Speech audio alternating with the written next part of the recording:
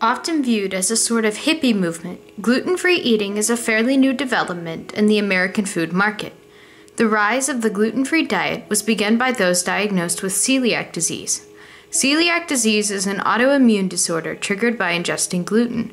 Thus, by avoiding gluten, any symptoms can be eliminated. Why exactly gluten seems to bother people is unknown, but regardless, the gluten-free diet is no longer just for those with celiac. Gluten-free products are now readily available on the shelves to those willing to purchase it. Since gluten is a protein found in wheat, wheat derivatives, barley, malt, and rye, other ingredients must be substituted in cooking. Pamela's brownie mix typifies the ingredients in a gluten-free brownie. It uses a mixture of brown rice flour, white rice flour, tapioca starch, potato starch, and xanthan gum. One of the struggles with eating gluten-free without actually having celiac disease is the belief that gluten-free diets are simply a fad. However, people choose to eat gluten-free for a variety of reasons. Well, my brother had some problems with, food allergies. We didn't know what it was until my parents got him tested and found out that he was allergic to gluten. When we cut gluten out of our diet, that kind of, I stopped eating gluten as well. And it really helped him, but I also noticed a difference when I started going gluten-free. And your energy levels, just how you feel. My best friend Carmen and her family eat gluten-free because Carmen was a dancer, and after a long time her knees started hurting. And she found that when she stopped eating gluten, her knees stopped hurting. And her mom, on gluten diet, felt terrible, and so just when they took out the gluten, they all felt better. Her mom did a lot of research on it, and we just saw results in it, so they kept it up. Of course, gluten-free food is more cost-effective when made from scratch at home. Karen Kirkwood has learned to make gluten-free brownies after her family needed to stop eating wheat.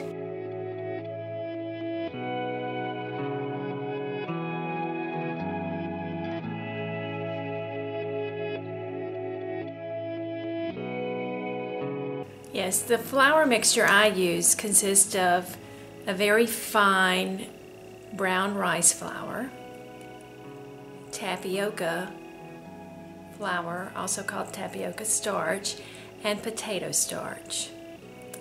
Without gluten, you don't have the stickiness of flour, and so xanthan gum is what I add to my flour to give it that the ability to hold together better. So that's the substitutions for gluten-free baking. There's usually some combination of starches with brown rice flour.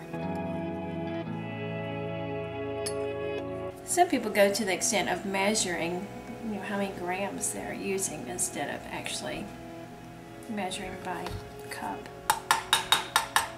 So it's not just the additional effort of baking from scratch, it's that it's more complex because you're making your own flour blend? Yes, I did make. You can buy some blends already made, but I mix mine.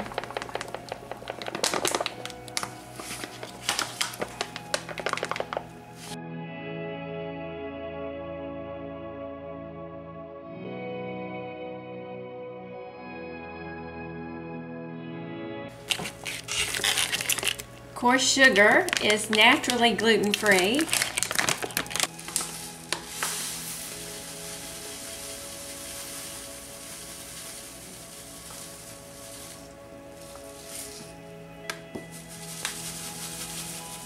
And I'm using raw cane sugar that hasn't been processed, like the white sugar.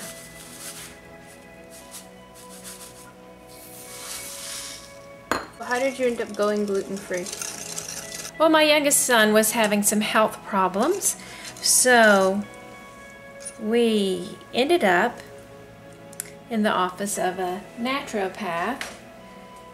And she suggested that going gluten-free might be beneficial to him, and so our entire family started an elimination diet to begin with. And then we actually went through some formal blood testing to see if we did have problems with gluten, and all of us that were tested did have gluten intolerance, some more than others. So our entire family at home now cooks and eats gluten-free. And we have seen benefits in all of us. And so it's been worthwhile.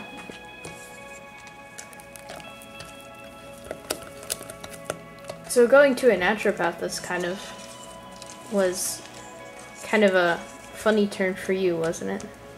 It was. My father was a medical doctor. My mother-in-law is a nurse. So it did seem strange.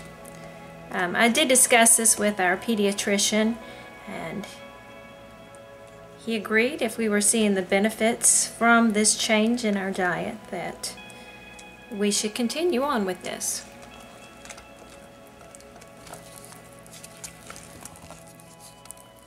And that's all there is.